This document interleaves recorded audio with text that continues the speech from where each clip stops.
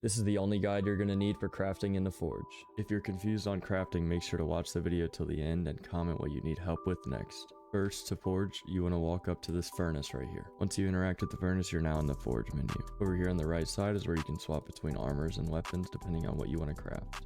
The main thing you need to know is the more ores you add, the heavier the item you will get.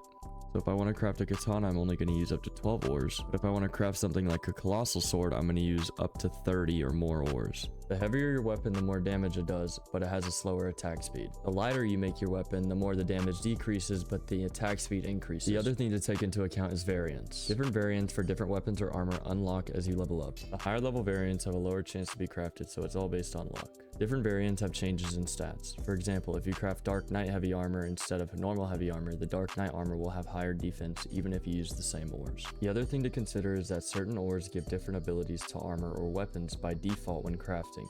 You just have to make sure that whatever you are crafting is made up of 10% or more of that ore, and yes, it can be stacked with multiple ores. Now, a lot of people in my lives ask me what's the best weapon or armor, and here's my answer.